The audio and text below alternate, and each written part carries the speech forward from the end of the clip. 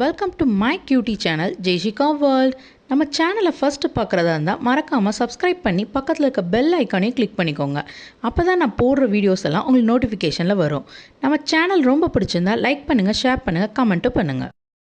Hello friends, நம்ம already Himalaya ப்ராடக்டோட baby massage oil, baby bath soap, baby bath wash, baby bath shampoo and baby powder இதை பற்றிலாம் நம்ம பார்த்துட்டோம். அப்படி பார்க்கலன்னா அந்த வீடியோவோட லிங்க்கை டிஸ்கிரிப்ஷனில் ஆட் பண்ணுறேன், பார்த்துக்கோங்க. இந்த வீடியோ ஜஸ்ட் என் எக்ஸ்பீரியன்ஸ்னால சொல்கிற ரிவ்யூ தான், இது ஸ்பான்சர் வீடியோலாம் இல்லை. இன்றைக்கி நம்ம பார்க்க போகிறதும் ஒரு ஹிமாலயா ப்ராடக்ட் தான். என்னென்னு பார்த்தீங்கன்னா பேபி லோஷன், பேபி க்ரீம். இதை பற்றி தான் நம்ம இன்றைக்கி இந்த வீடியோவில் பார்க்க போகிறோம். பேபி க்ரீமை ஃபேஸுக்கு போடலாம், பேபி லோஷனை பாடி ஃபுல்லாக அப்ளை பண்ணலாம். குழந்தைங்க குளித்து முடித்ததும் அவங்க பாடிலாம் ரொம்ப ட்ரையாக இருக்கும்.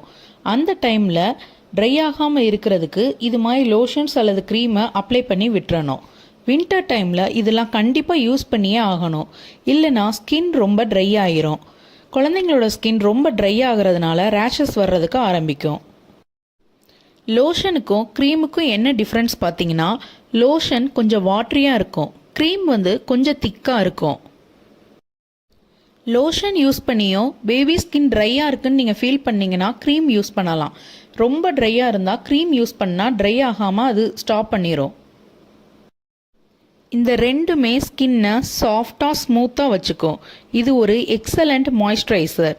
இது யூஸ் பண்ணால் குழந்தைங்களோட ஸ்கின் ட்ரையே ஆகாது. ஸ்கின்னை ப்ரொடெக்ட் பண்ணுறதுக்கு நல்லா யூஸ் ஆகும். இதில் 100 ml, 200 ml, 400 ml, 700 ml அவைலபிளாக இருக்கும். இதில் ஆல்மண்ட், ஆலிவ் இதெல்லாம் ஆட் பண்ணியிருப்பாங்க. எந்த சிந்தட்டிக் கலர்ஸும் இதில் ஆட் பண்ணியிருக்க மாட்டாங்க. அதனால் இது யூஸ் பண்ணுறது பேபியோட ஸ்கின்னுக்கு ரொம்ப சேஃப் தான். நான் இந்த ப்ராடக்டை ஜெய்ஷுக்கு பிறந்ததுலேருந்து இப்போ வரைக்கும் யூஸ் பண்ணிக்கிட்டு தான் இருக்கேன். ரொம்ப கம்ஃபர்டபுளாக இருக்குது. தென் லோஷனை நைட் அவங்க தூங்குறதுக்கு முன்னாடி, பேம்பஸ் போடுறதுக்கு முன்னாடி லோஷனை ஃபுல்லாக அப்ளை பண்ணி விட்டுட்டு அதுக்கப்புறம் பேம்பஸ் போடுங்க.